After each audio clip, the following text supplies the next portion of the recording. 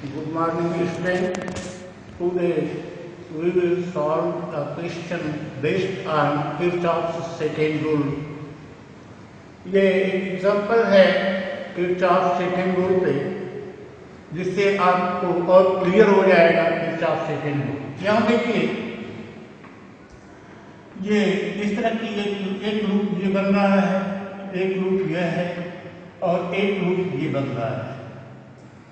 यहाँ 4 ओम, 4 ओम, 1 ओम, 2 ओम लगा हुआ है। यहाँ 10 वोल्ट की बैटरी है, ये 5 वोल्ट की बैटरी है। अब तो यहाँ से मान लो I1 करंट चल रही है, तो इस जंक्शन पे आकर के दो भाग में बटेगी। एक तो I1 इधर गई तो शेष जो बचेगा वो I1 माइनस I2 इधर आएगा, और इससे I3 करंट चल रही है, तो यहाँ से I2 यहाँ पहुंची और I3 ये, तो I2 प्लस I3 यहाँ हो गया। इस जंक्शन पर आकर के I1 इस डायरेक्शन में जाएगी, तो अब इसमें से I1 सब्सट्रैक्ट हो जाएगा, I2 plus I3 minus I1। अब इस जंक्शन पे ये और ये जुड़ जाएगा, तो I2 कैंसिल हो गया, I1 कैंसिल हो गया, I3 करंट आपकी इधर चली जाएगी। तो ये हमारा करंट डिस्ट्रीब्यूशन हुआ। अब आइए हम लोग किरचॉफ लॉ लगाते हैं। ये फर्स्ट लूप, सेकेंड लूप और ये थर्ड लूप।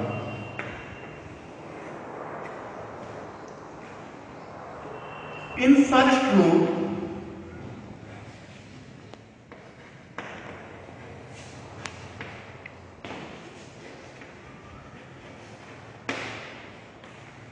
बच्चों घबराना नहीं है, जैसे जैसे जो नियम है उस नियम को सिर्फ लगाते हुए निकल जाना है, आपका आ जाएगा।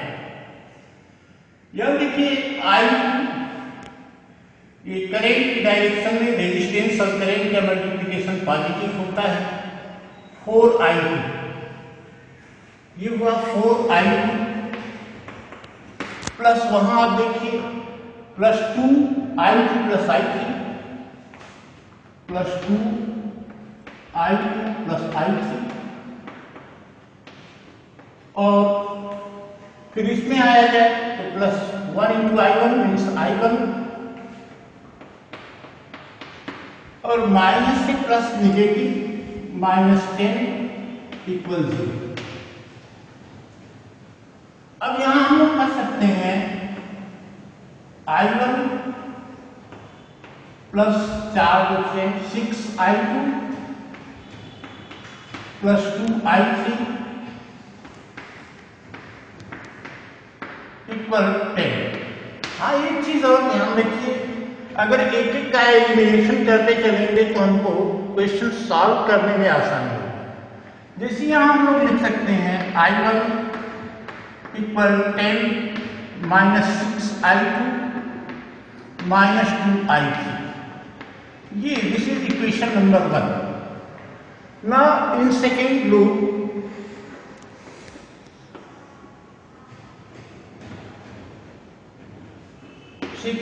में आए हम लोग, तो यहां देखिए ऐसे चल रहे हैं, सब नेगेटिव चल रहा है। -4 I1 माइनस I2। आप घबराइए नहीं, माइनस प्लस से जो नियम है, जो रूल बताया गया बस उसको लगा के निकल जाइए।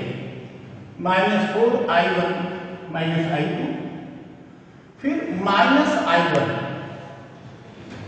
माइनस I1, और ये लगा हुआ है plus 2I2 plus I3 minus I1 plus 2I2 plus I3 minus I1,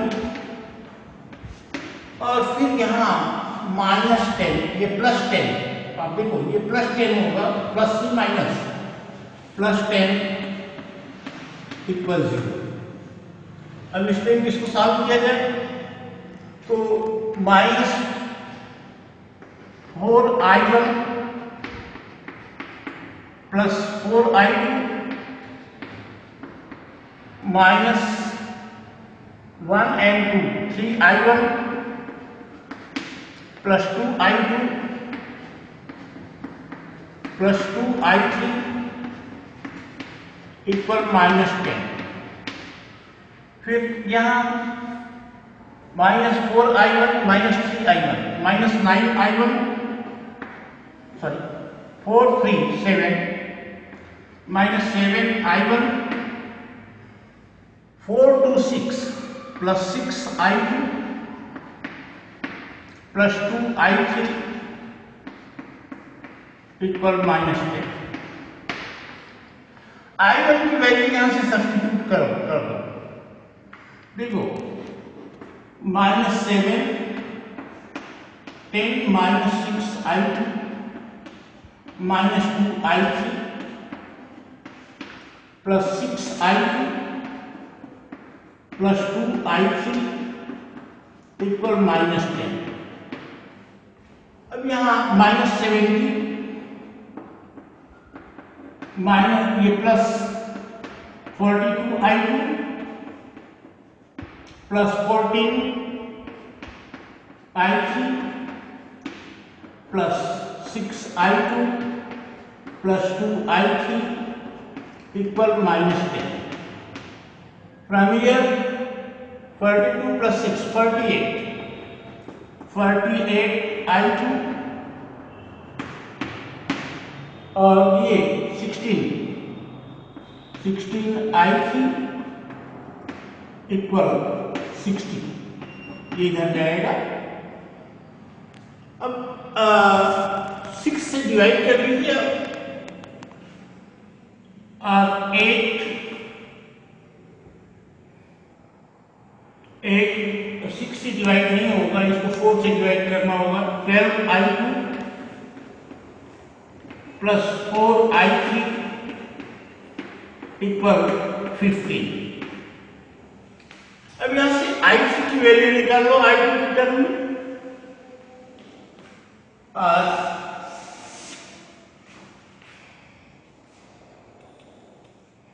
4i3 equal 15 minus 12i2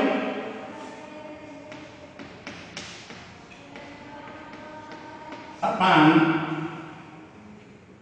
4 upon ये अगर i3 इक्वल तो अपॉन 4 हो जाएगा इसके। ये इधर 15 माइनस 12i2 बाई 4, ये i3 की वैल्यू मिल गई। अब इन थर्ड रूल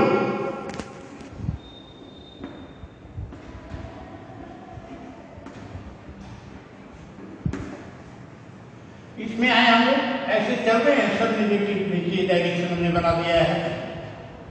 पॉजिटिव आप बनाना चाहिए, इसको ऐसे कर दीजिए, ये पॉजिटिव डायरेक्शन हो जाएगा। ये 2i2 plus i3 plus 2i2 plus i3 minus i1 और -5 equal 0। From here 2 to 4 4i2 2 and 2 plus 4i3 minus 2i1 equal 5। पहले हम i1 की वैल्यू जब से सब्स्टिट्यूट करें, ये i1 दिस 4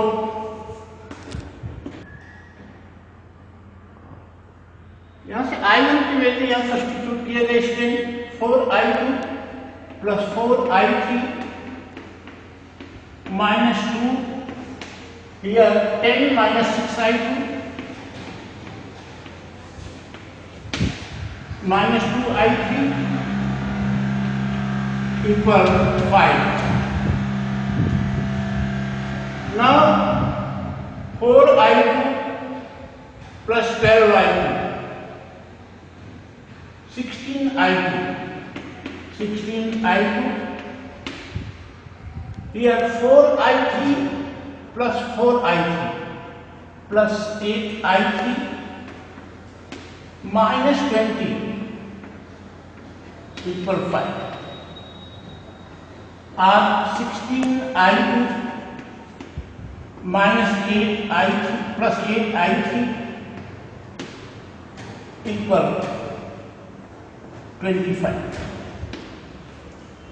अब यहां से I3 की वैल्यू रख दिया जाए। Then substituting the value of I2 16 I2 plus 8 15 minus 12 I2 upon 4 equal 25. At 4 to the 8 16 I2 plus 30 minus 24 I2 equal 25. 30 is transferred to right side minus 8 I2 equal minus 5 or I2 equal 5 by 8 MP. अब इसमें I2 की value हमने प्राप्त कर लिया। यहाँ हम I2 की वैल्यू निकाल सकते हैं। यहाँ से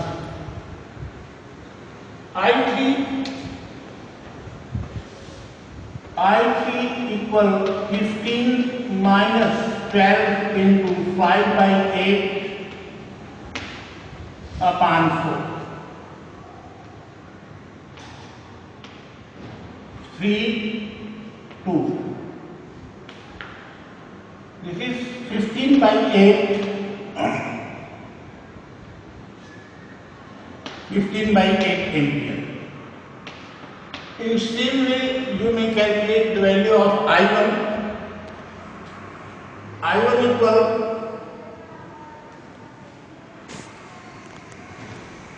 here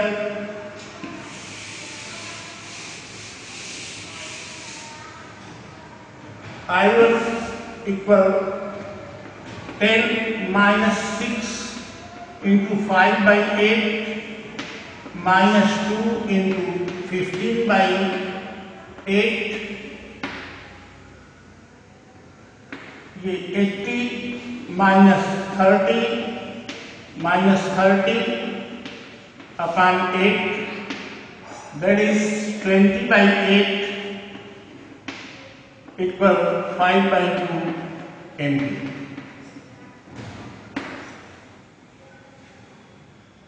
इस तरह से student you may apply fifth of second rule.